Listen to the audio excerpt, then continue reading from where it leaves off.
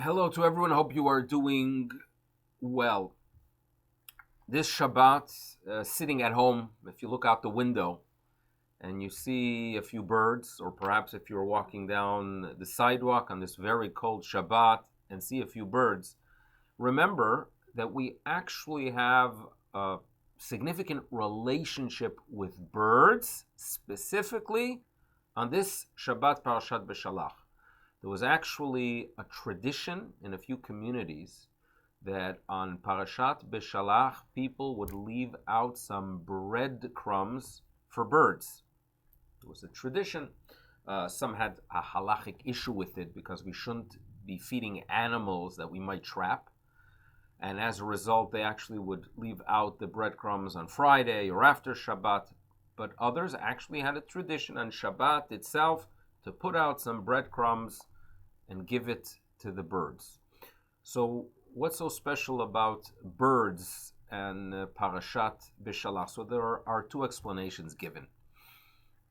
When the Jews were saved at Yam Suf and they saw an end to the evil empire to the Egyptians, they were very, very grateful to the Almighty.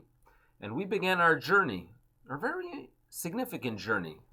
We experienced the revelation at Sinai, eventually entered the land of Israel, and yes, we are having a very positive impact on the world. Now, when things are good for the Jewish people, it's not just good for us, it's actually good for humanity, and it's good for the whole planet. It appears, according to these rabbinic sources, that the birds who were present when the nation of Israel were singing the song after the salvation by the sea, the Shirah, the birds participated as well. Birds could chirp, birds could sing, and they participated when the people of Israel sang the Az Yashir Moshe Vnei Israel et Hashira Hazot.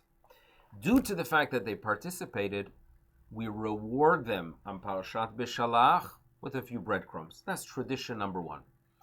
Then there's tradition number two. Throughout the years in the wilderness, Moshe Rabbeinu was challenged by two individuals, Datan and Aviram. And according to rabbinic sources, as Moshe Rabbeinu informs the nation that, listen here, you can have man every single day. On Friday, you're actually going to have a double portion. But don't expect to see any man in the field on Shabbat. So Datan and Aviram saw it as an opportunity to challenge the leader.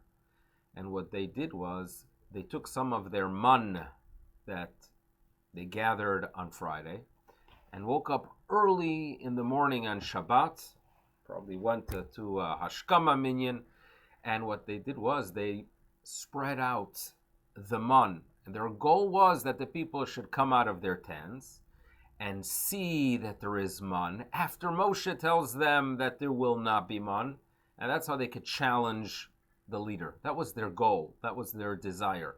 And it wouldn't be good for Klal Yisrael if such a thing would occur. So it worked out that the birds, early in the morning, right after the man was spread out, the birds came and ate the man. And when the people made their way out, they did not see anything. Moshe Rabbeinu was not challenged due to the fact that the birds ate the man.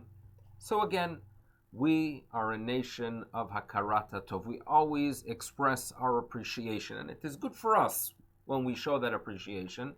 So on Shabbat Shirah, Parashat Beshalach, we express our appreciation for the fact that we did not have a crisis against our leadership in the wilderness by the nation finding manna out in the field after they were told they would not see any.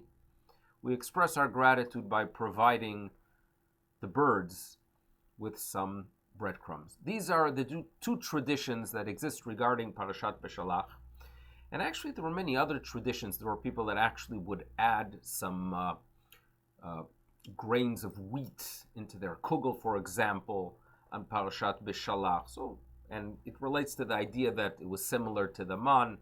It is a time we connect to our past, and we do it with appreciation, in this case to the birds, but obviously it's a reminder that we have an incredible past. We've been around through many, many challenges. We've been making a tremendous contribution to the world. And God willing, that's going to continue in the future as well. And during challenging times, we have to remember we have an incredible history. We know our history, but we also know our destiny. We're going to continue playing that role. All we have to do now is keep that good attitude, the positive attitude. Better days are coming, Bezrat Hashem. We see that light at the end of the tunnel. And with a good attitude and a good spirit, we're going to merit many, many good things and be able to sing. And tradition tells us, Az Yashir, future tense, because Jews always believe we're not just singing now, we're going to sing in the future. We always look forward to a better tomorrow, and it will come. I wish everyone a good day. All the best. Bye-bye.